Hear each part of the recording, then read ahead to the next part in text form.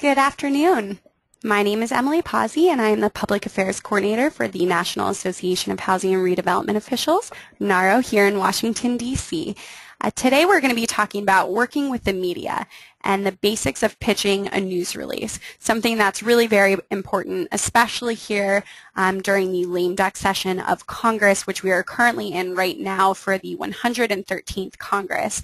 It can be a very powerful advocacy tool that is a traditional piece of media, but important one nonetheless. And so we're going to dive into that today and just make sure everybody understands the basics of such a critical tool.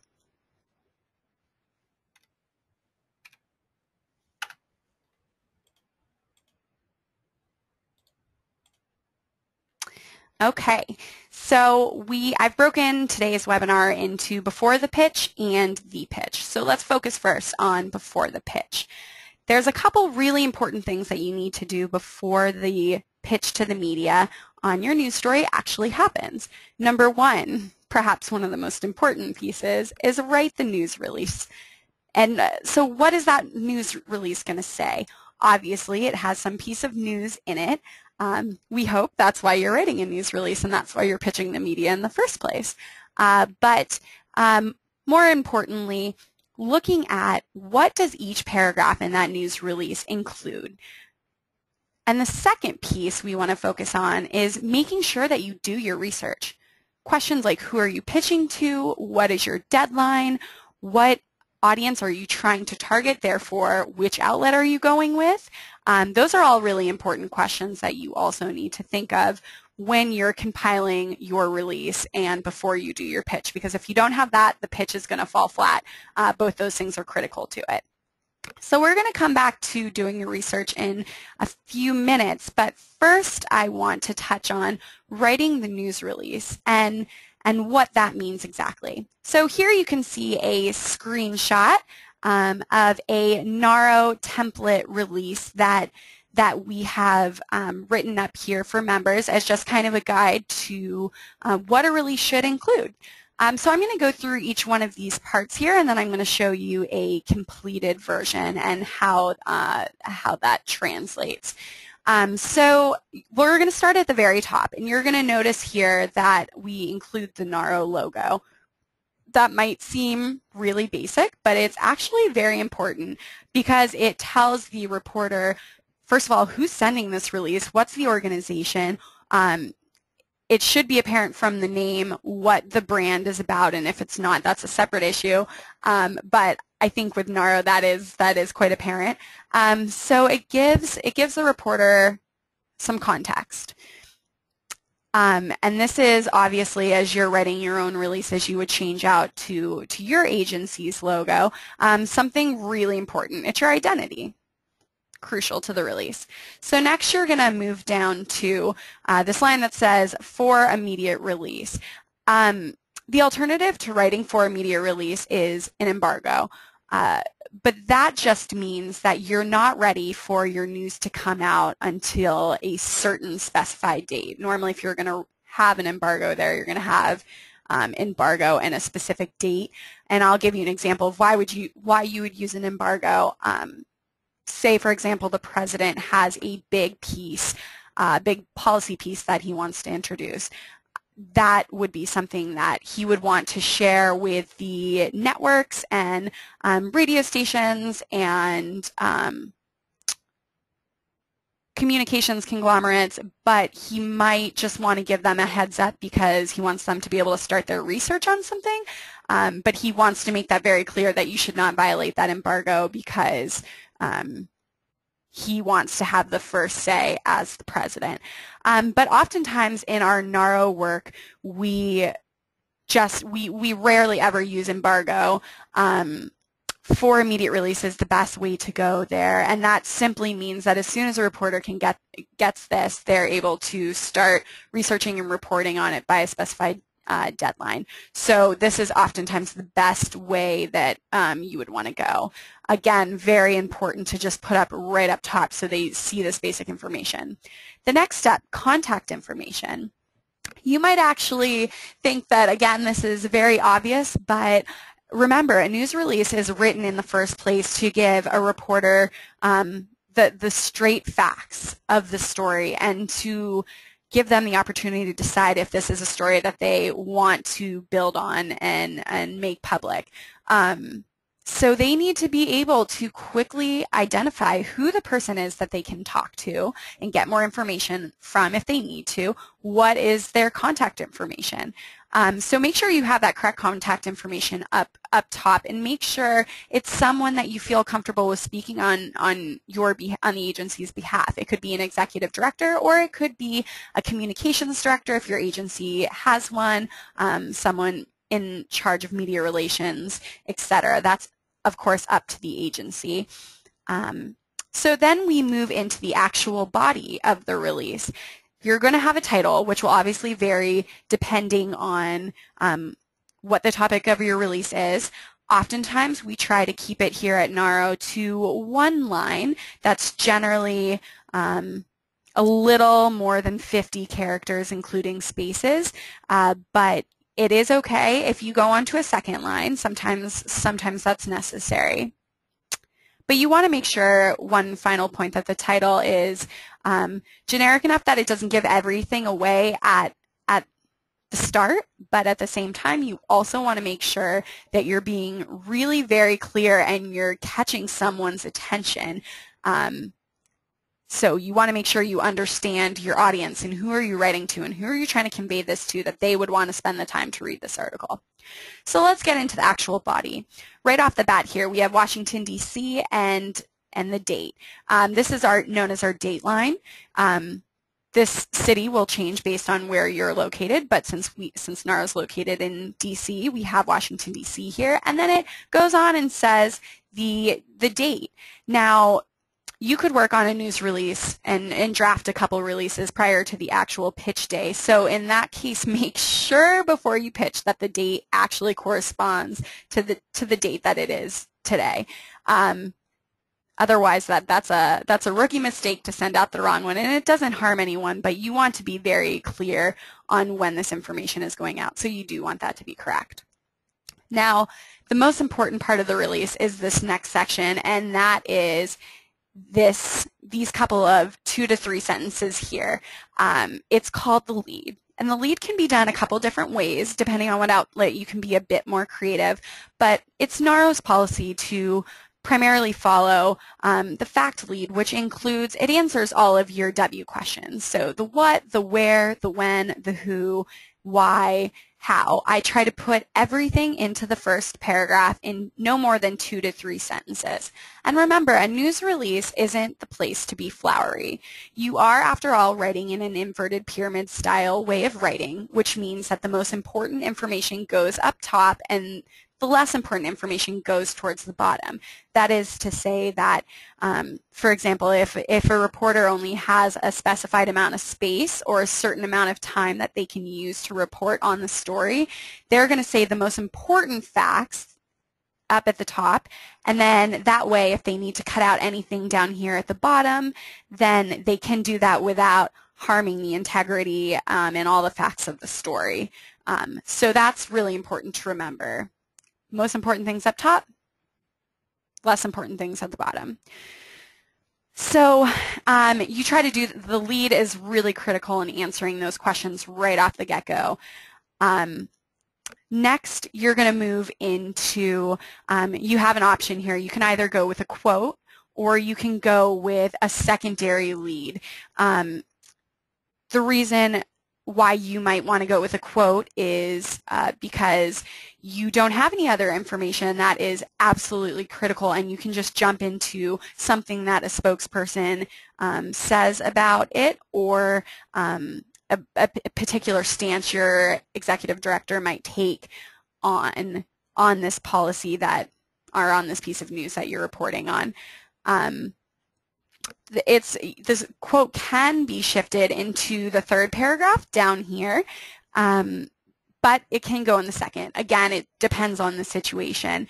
Now, a reason why you would have the quote in the third paragraph instead of the second paragraph is if you feel that you need additional background information to support the lead.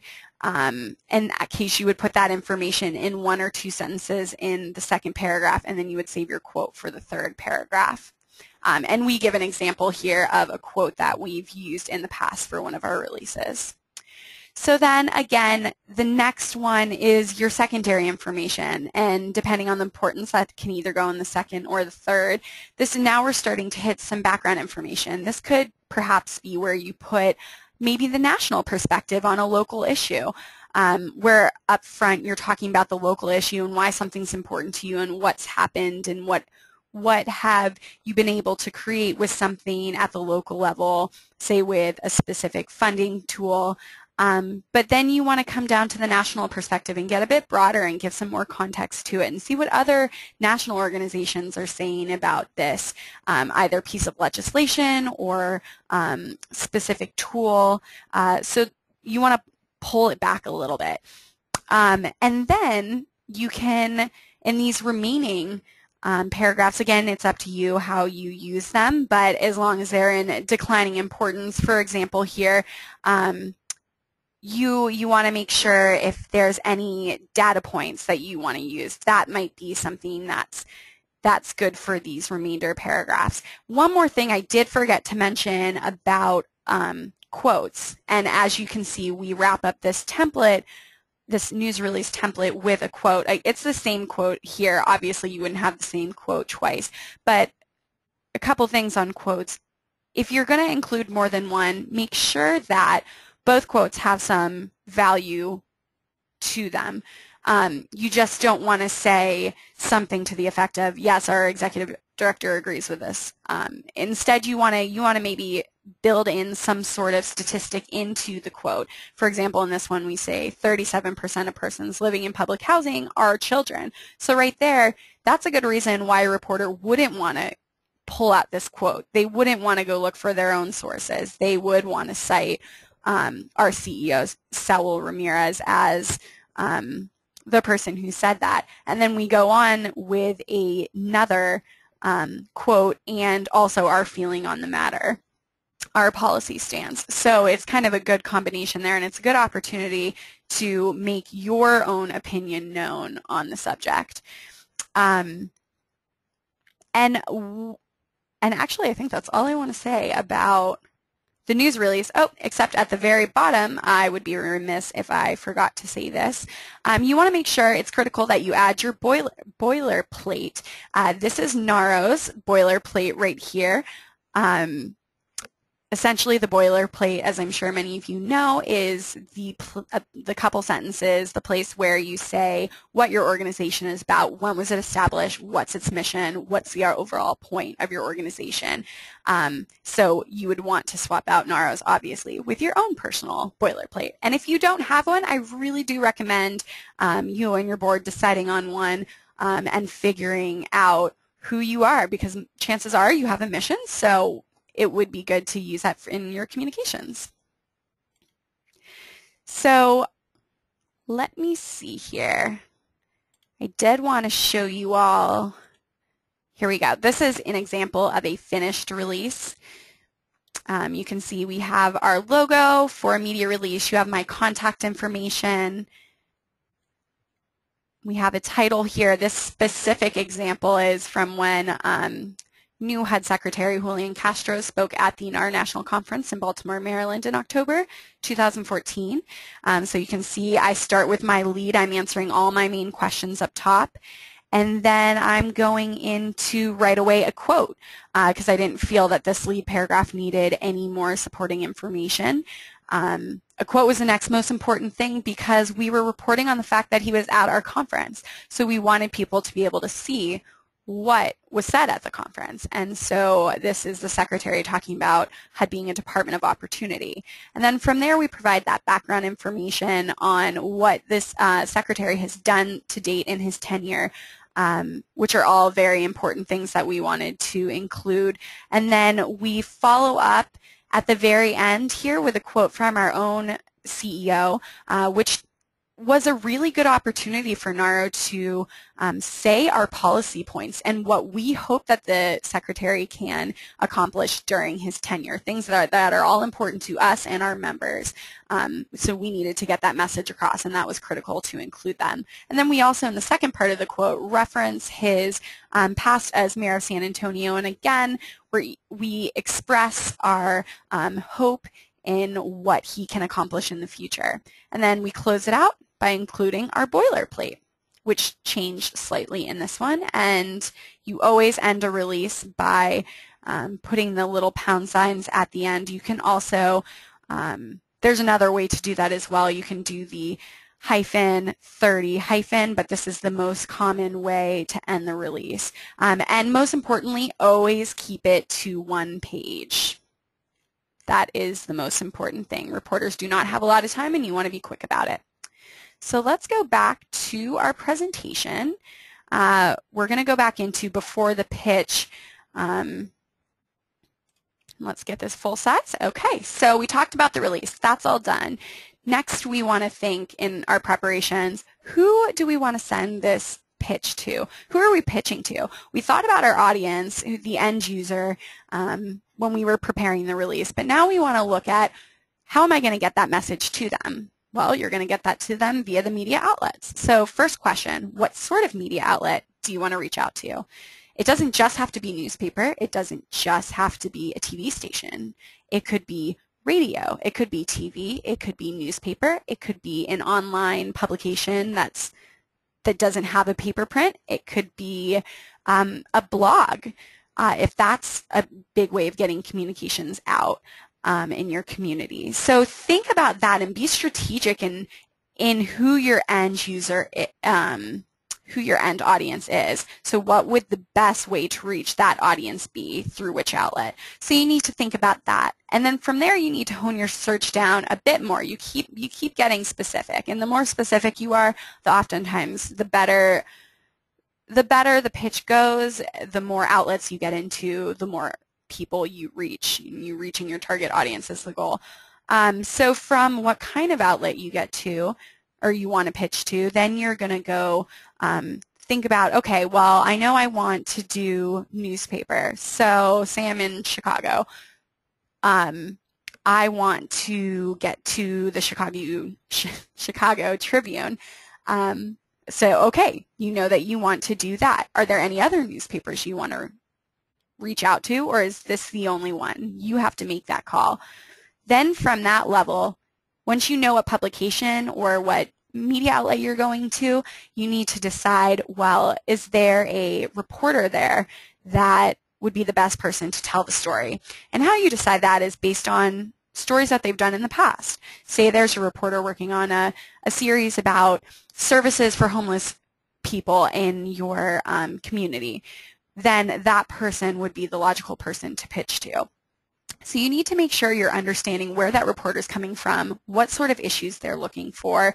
Otherwise, if you pitch to the food columnist about something that's happening at your housing authority that's not at all related to food, then that's essentially going to be a waste of their time and a waste of your hard working time.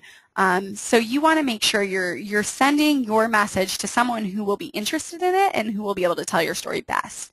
So do that research. That's really important. And then a second piece that you want to know is, when is their deadline?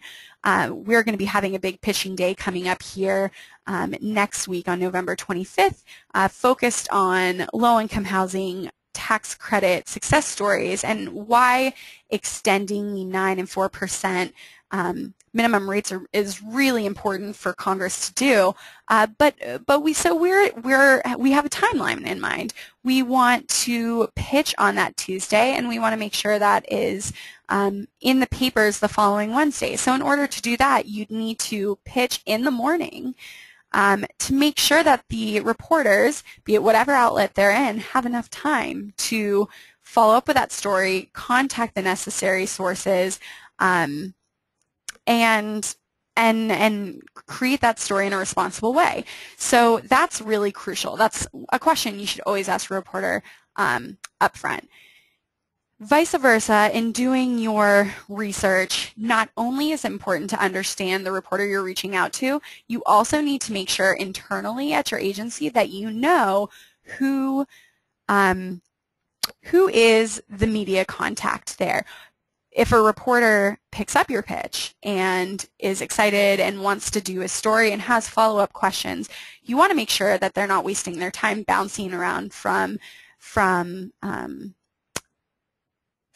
employee to employee at the agency. You want to make sure that everybody knows internally that the person who handles calls from the media is either the executive director or a senior staff person, or perhaps you have a dedicated comm team, then you would have your communications director handle that call. Regardless, that goes back to having your press release ready. The person whose name is on that release, you need to make sure that they are the internal spokesperson. So all of that needs to match up. All right, so now we finally are prepared for the big pitch. And so it's time to do the pitch. So there's a couple things that you want to go over and make sure you adhere to while you're doing this pitch. First and foremost, again, the most important thing you can probably do to get a reporter's attention is to tailor that pitch and your message and why they should listen to this story to the reporter. This goes back to doing your research. A pitch is very short, it's really simple, and if you do your research well and you know who you're talking to, who the reporter is that you're talking to and what they care about, you need to convey that right off the bat. So let's go back to our example of the reporter who's been doing a series on homelessness in the area and the services available for maybe those who are currently homeless and who are formerly homeless. So if this is our contact person, we want to make sure that we acknowledge the fact that they've been working on this series very hard, and we feel that this extra piece is another part of the puzzle that would continue to expand on the work that they've already done. So you want to acknowledge that work on that series and say very simply, I've been following this really closely. It aligns with a lot of the work that we're doing here at our agency. Here's some more information about something that we're doing to help provide services to folks that are formerly homeless or that are currently homeless. And, keep it very simple. You want to always keep your pitch to no more than 5 sentences at the absolute most. So that's really critical. Then, again, I've already said it, but I can't express how important keeping it short and keeping it simple is for your pitch. You want to make sure that you're clear. You want to say why this should matter to the reporter and why is this going to help the reporter out right off the bat. You got to say those things because you have to assume that the reporter is really very busy. They have deadlines to reach for their digital publications or their live air broadcast or their in addition to other things that they're trying to get done, much like us. So you need to keep it short and just put it all out there right at the get-go. Very important. So then the third piece that's really important is actually attaching your release. I have gotten news releases sent to me in the past that actually don't even have the release attached, nor did they have their release even copy and pasted in the body of the email. I'm personally not a fan of that. I would prefer just to attach the release, which has gotten me good feedback in the past, so I can't complain there, and that's a preference. But when you get an email that might have a great tailored pitch, but then it doesn't have the release, well, that's a major mistake, and then forget it. The reporter's absolutely not going to take time to follow up with you and say, hey, I was really interested in this. Can you send me this release? No, that's not going to happen. So you need to have all the information there up front right away. Also, at the same time, you're going to want to make sure that you have other information as you deem helpful. If this is something about funding, and there are charts that you think that are important that would support the story, well, then you need to make sure you have those charts attached so they have all that information right off the bat. If you have pictures to go along with this release, you want to make sure that those pictures are attached. Now, don't go crazy and include 20 attachments. That's not what they're looking for. 2, 3 at the absolute most. And then that way that gives the reporter a sense of what they're dealing with. If they want more information, if they're going to follow up on this story, then they are going to come to you and they're going to ask for more. In that case, you should be prepared to have it. Again, you want to make sure that you have the contact information on your end, who the reporter can reach out to if they have any questions. Make sure you include the phone number and the email, depending on which is easier for the reporter to do at that moment. They're going to do that, so you want both information, both pieces of information there. And then you also do want to provide information in the pitch right off the bat that says who's available to be interviewed. If this is the communications director pitching, if the executive director is willing to talk with the media, then you want to make sure that you include that information there. That's really important because they want to know how hard they have to work to get this story. And if you provide this information up front, they're more likely to want to invest their time in this and tell a good story. That was a lot in one piece, but that brings us to the end of our Working with the Media webinar today. I hope you were able to get the basics down and some pointers about how do you write a news release, and then how does that pitch actually come together and what happens during the pitch. I hope this helps you all, and of course, if you have any questions whatsoever, feel free to reach out to me. Again, my name is Emily Pazzi. I'm the NARO Public Affairs Coordinator, and my email is epasi@naro.org, or feel free to give me a call at 202-580-7223. Thank you all so much, and I hope you use this as a reference in your future. Have a wonderful day.